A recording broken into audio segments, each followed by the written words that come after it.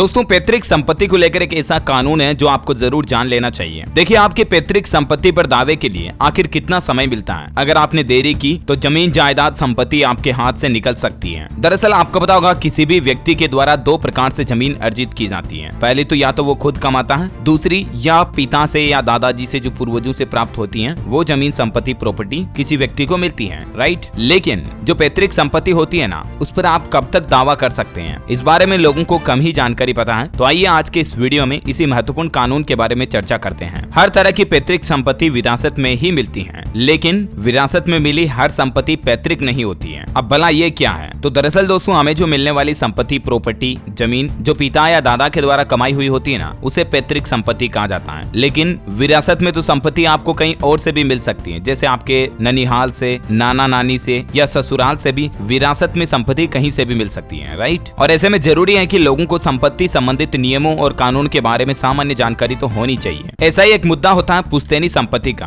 आपको बता दूं हमारे भारत के संविधान के कानून के मुताबिक पुश्तैनी संपत्ति पर 4 पीढ़ियां दावा कर सकती हैं और इस दावे के लिए भी एक निश्चित समय मिलता है। उसके बाद पैतृक संपत्ति या पुश्तैनी संपत्ति पर दावे का अधिकार खत्म हो जाता है। और इसीलिए इस बात का जरूर ध्यान रखें दोस्तों कि हमारी इंडियन कॉन्स्टिट्यूशन भारतीय संविधान कानून के मुताबिक केवल 12 साल तक का ही समय मिलता है जब तक कोई व्यक्ति अपनी पैतृक संपत्ति या पुश्तैनी संपत्ति के लिए कोर्ट में दावा कर सकता है। अब आप ये सोच रहे होंगे कि आखिर ये 12 साल का क्या गणित है। तो मान लीजिए किसी ने गलत तरीके से आपको अपनी पैतृक संपत्ति से बाहर निकाल दिया, या मान लीजिए कोई किसी के साथ धोखाधड़ी करता है, कोई किसी का भाई बहन किसी के साथ अन्याय करता है, धोखे से आपकी जो पुश्तैनी जमीन संपत्ति है उसको अपने नाम करवा लेता है। तो ऐसे में गलत तरीके से वसीयत से अगर आपको बाहर कर दिया जाता है तो इन सभी परिस्थितियों में आपके पास केवल 12 साल तक का ही समय होता है। अगर आप 12 साल के अंदर अंदर कोर्ट में केस दायर करते हो ना, तभी आपकी उस पुश्तैनी संपत्ति पर केस चलेगा और आपको वापस मिलने की संभावना बनी रहती है। लेकिन अगर आप 12 साल निकल जाते हैं और आपके साथ हुई धोखाधड़ी या फ्रॉड का आपको पता ही नहीं चलता, तो फिर आपका पुश्तैनी संपत्ति पर अधिकार खत्म हो जाता है। ध्यान रखिएगा। हालांकि इसके बाद भी कोर्ट में कानून में कुछ ऐसी धाराएं हैं जिसमें अगर व्यक्ति के पास कोई वाजिब कारण है, वैलिड रीजन,